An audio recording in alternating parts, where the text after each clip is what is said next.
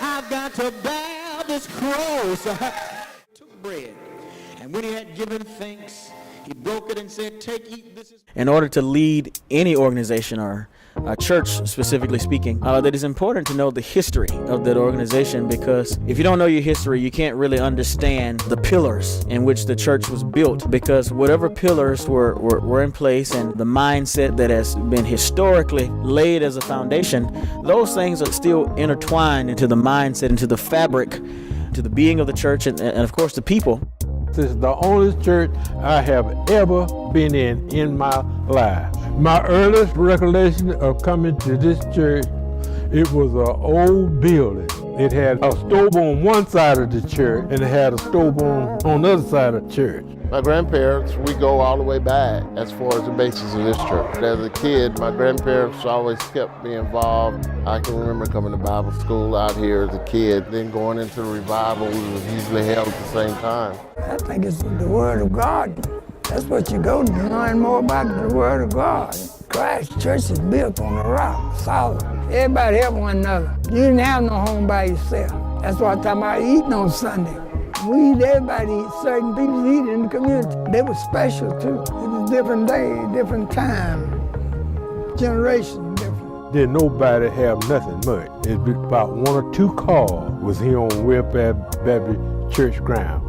And one of them was my daddy and my grandfather. Well, the rest of the people would come to the church in a mule in a wagon. I'm just gonna tell the truth. Now, my grandfather, he learned how to make homemade molasses.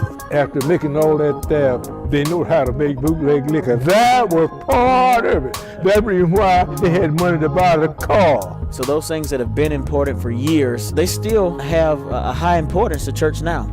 And so our job in coming to a historical church, again, is not to try to destroy any traditions or history or anything of that sort, but to build. Because I believe that the God that was here in the past 150 years will be the same God that will be here in the next 150 years. And many times we forget that the God of this present age has been the God of the ages. And if he's been the God of the ages, he's the one that can guide us into the ages that are to come. One thing about the Welfare Church, they always try to get a good minister. All of them stayed a long time. I don't know when they preached in my lifetime, they didn't stay a long time. My grandfather's a pillar in the church. He started the first male chorus. A few years ago, after I retired, I was involved with the summer food program. And that was a system that was set up where people would come to the church, pick up food, where we were involved with the government giving food during the summer. Also, Pastor Neely had a special relationship with going to Haiti. We always had connections with doing outreach. We have a responsibility to work together now. That's a lot of work that has to be done.